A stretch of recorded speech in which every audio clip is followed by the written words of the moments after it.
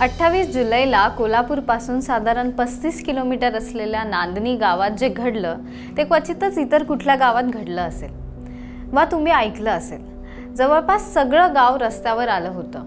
हेच गाव कशाला, भोवतालच्या पंचकृषीतले लोकही जमेल तसे आले होते। सगळे भाऊक होते, काहींच्या डोळ्यात अश्रू होते। हा एक निरोपाचा कार्यक्रम होता आणि तो निरोप एका महादेवी नावाच्या हत्तीनीला दिला जात होता, कारण ती गुजरातच्या वनतारा या संगोपन केंद्रामध्ये चालली होती। खरं तर माणूस आणि प्राण्यांच्या नात्यांच्या अनेक गोष्टी आपण पूर्वी ऐकल्या असतील, पण अशी गोष्ट कदाचित पहिल्यांदाच ऐकायला मिळेल। महादेवी हत्तीनीच्या निरोपावेळच्या या भावना केवळ ताटातुटीच्या नव्हत्या, तर त्या संघर्षातून आल्या होत्या। या गावानं त्यांच्या घरातल्यांपैकीच एक असणाऱ्या या हत्तीनीला गावातच राहण्यासाठी कोणतेही प्रयत्न करण्याचे सोडले नाही। कधी रस्त्यावर येऊन आंदोलनं केली, तर कधी सरकारी यंत्रणेशी दोन हात केले आणि शेवटी तर देशाच्या सर्वोच्च न्यायालयाच्या दरवाजेही ठोठवले। पण 33 वर्षाच्या या नात्यात अखेर दुरावा आला। ही गोष्ट आहे शिरोळ तालुक्यातील नांदणी गावाची आणि या गावाच्या महादेवी हत्तीनीची। तिला काही जण माधुरीही म्हणायचे। 1992 सालापासून ती या गावातल्या जैन समाजाच्या मठात वास्तव्याला आली, पण एका मोठ्या वादानंतर आणि न्यायालयीन संघर्षानंतर महादेवी हत्तीनीला 33 वर्षापासूनचं घर सोडावं लागलं आणि गुजरातच्या वनतारामध्ये वास्तव्यास जावं लागलं। वनप्राण्यांसाठी असलेली विशेषाधिकार समिती, उच्च न्यायालय आणि शेवटी सर्वोच्च न्यायालयात सुनावणी होऊन 28 जुलैला सर्वोच्च न्यायालयाचा अंतिम निकाल आला। त्यानुसार महादेवी हत्तीनीला गुजरातच्या जामनगर येथे असलेल्या अंबानींच्या रिलायन्स फाउंडेशनच्या वनतारा या संगोपन केंद्रात जावं लागलं। कोल्हापूरच्या नांदणीतून लगेचच वन विभाग आणि वनताऱ्याच्या कर्मचाऱ्यांनी जामनगरला नेऊन वनताराचाच भाग असणाऱ्या राधेकृष्ण टेम्पल एलिफंट वेलफेअर ट्रस्टच्या अखत्यारीत दिलं। शिरोळ तालुक्यातील नांदणी गावात अनेक शतकांपासून जैन समाजाचा स्वस्ती श्री जिनसेन भट्टारक पटचार्य महास्वामी संस्थान मठ आहे। महाराष्ट्र आणि कर्नाटक इथल्या मुख्यत्वे सीमा भागातल्या 743 गावातले भाविक या मठाशी जोडले गेले आहेत। या मठाकडे महादेवी हत्तीनी पालकत्व होतं आणि शेवटपर्यंत याचिकाकर्ते म्हणून मठानं सर्वोच्च न्यायालयापर्यंत लढाई लढली।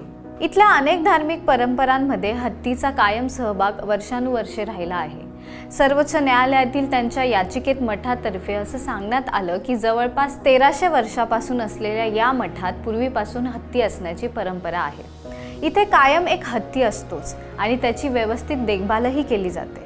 याच परंपरेनुसार 1992 साली इथे सध्या चर्चेत असलेल्या या हत्तीनीला आणलं गेलं आणि तिचं नाव महादेवी असं ठेवलं गेलं। तिला इथे माधुरीही म्हटलं जायचं। मठ आणि गावकऱ्यांच्या म्हणण्यानुसार ती गावकऱ्यांमध्ये मिसळून गेली होती। इथल्या सगळ्या धार्मिक विधी आणि मिरवणुकांमध्ये महादेवीला मिरवलं जायचं। इथल्या पंचक्रोशीतील ती नांदणी गावची ओळख बनली होती। मठानं षटकानुषटकं जिवंत ठेवलेल्या एका परंपरेची सध्याची प्रतिनिधी म्हणून तिला महत्त्व होतं, पण इतर वेळेसही तिला गावकरी समजलं गेलं। महादेवीशी जोडलेल्या याच भावना जेव्हा तिला निरोप देण्याची वेळ आली तेव्हा उफाळून आल्या होत्या। तिच्या निरोप समारंभाची एक मिरवणूकच इथून निघाली। तिला गावातच थांबवण्यासाठी गेले काही वर्ष सुरू असलेल्या संघर्षामुळे त्या भावनांना अधिकच धार चढलेली होती। ती अनावर झाल्यामुळे या निरोपाच्या वेळेस स्थानिक पोलिसांना सौम्य लाठीमारही करावा लागला।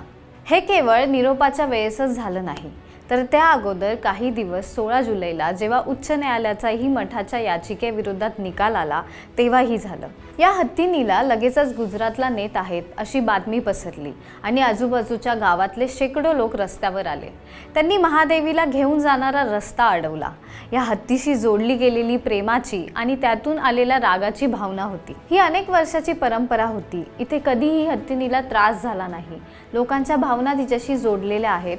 असं असताना आपल्याला हत्ती मिळत नाही म्हणून कायद्याचा धाक दाखवून तो अशा प्रकारे घेऊन जाणं बरोबर नाही, अशी प्रतिक्रिया माजी खासदार राजू शेट्टी यांनी दिली। चालू परंपरेनुसार महादेवी उर्फ माधुरी ही हत्तीनी नांदणीच्या मठात असताना तिच्या गुजरातला नेण्याचा संघर्ष 2020च्या आसपास सुरू झाला। वन्य प्राण्यांच्या देखभालीसाठी आणि हक्कासाठी काम करणाऱ्या PETA people for the ethical treatment of animals या संस्थेच्या कार्यकर्त्यांनी या हत्तीनीच्या मठात योग्य देखभाल होत नसल्याची तक्रार वन्य प्राण्यांच्या देखभाल आणि हस्तांतरणासाठी असलेल्या दिल्ली येथील उच्चाधिकार समितीकडे केली। मठाने सर्वोच्च न्यायालयात दाखल केलेल्या याचिकेत म्हटल्याप्रमाणे डिसेंबर 2023 मध्ये या उच्चाधिकार समितीने या तक्रारीची दखल घेत महाराष्ट्राच्या मुख्य वन्यजीव संरक्षण यांना ही हत्तीन गुजरातला वनताराचाच भाग असणाऱ्या राधेकृष्ण टेम्पल एलिफंट वेलफेअर ट्रस्टकडे हस्तांतरित करण्याविषयी सुचवलं। एप्रिल 2024 मध्ये नांदनीच्या मठाने उच्चाधिकार समितीच्या आदेशाविरोधात मुंबई उच्च न्यायालयात धाव घेतली। त्यांची याचिका दाखल करून घेत न्यायालयाने या हत्तीनीला गुजरातला हलवण्याची स्थगिती दिली। त्यानंतर उच्च न्यायालयाच्या सूचनांनुसार मोठा काळ तज्ञ समिती, पशुवैद्यकीय अधिकारी त्यांच्या तपासण्या पाहण्या सुरू झाल्या। या काळात पशुवैद्यकीय अधिकाऱ्यांनी दिलेल्या अहवालात या हत्तीनीची तब्येत सुधारत असल्याचे आणि हेल्थ सर्टिफिकेट वेळोवेळी समिती आणि न्यायालयासमोर दाखल केल्याचा दावा मठामार्फत करण्यात आला। मात्र 16 जुलैला उच्च न्यायालयाच्या नांदनीच्या मठाच्या ट्रस्टची याचिका निकाली काढत 3 जून 2025 रोजी उच्चाधिकार समितीने ही हत्तीन गुजरातला नेण्याचा निर्णय कायम ठेवला। त्यानुसार महादेवीला हा वनताराचा भाग असलेला राधेकृष्ण टेम्पल एलिफंट वेलफेअर ट्रस्टकडे हस्तांतरित करण्याचा आदेशही दिला। स्वस्ती श्री जिनसेन भट्टारक पदचार्य महास्वामी संस्थान मठाच्या ट्रस्टने या निर्णयाविरोधात सर्वोच्च न्यायालयात धाव घेतली, पण तिथेही त्यांच्या हाती यश आलं नाही। 28 जुलैला सर्वोच्च न्यायालयाने उच्च न्यायालयाचा निकाल कायम ठेवला।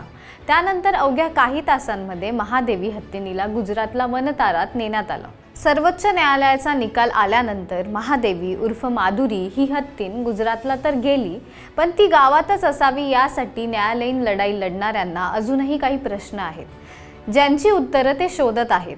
ही जी उच्चाधिकार समिती आहे माजी न्यायमूर्ती दीपक वर्मा यांच्या नेतृत्वात, ती काही संवैधानिक नाही, ते केवळ सुचवू शकतात। वन्यजीव कायद्यांप्रमाणे जबाबदारी ही वन्यजीव संरक्षक यांच्याकडे आहे, पण केवळ पेटानं केलेल्या तक्रारीवर या समितीने गुजरातला नेण्याचा आदेश काढला असं मठाचं म्हणणं आहे। 1300 वर्ष प्राचीन मठ संस्थान आहे आणि हत्ती सांभाळण्याची जबाबदारी ही 400 वर्षापासूनची आहे। ही हत्तीन गेल्या 33 वर्षापासून इथं आहे।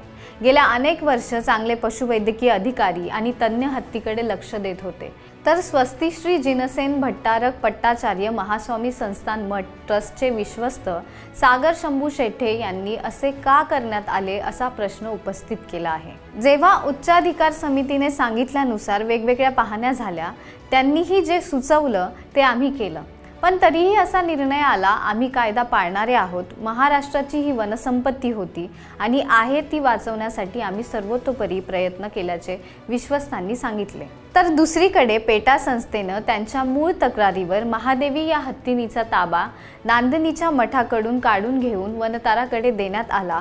त्यांनी या हस्तांतरानंतर काढलेल्या पत्रकामध्ये म्हटलं आहे की या हत्तीनीला ज्या अवस्थेत ठेवण्यात आलं होतं ती भयानक होती आणि आता तिची सुटका झाली आहे।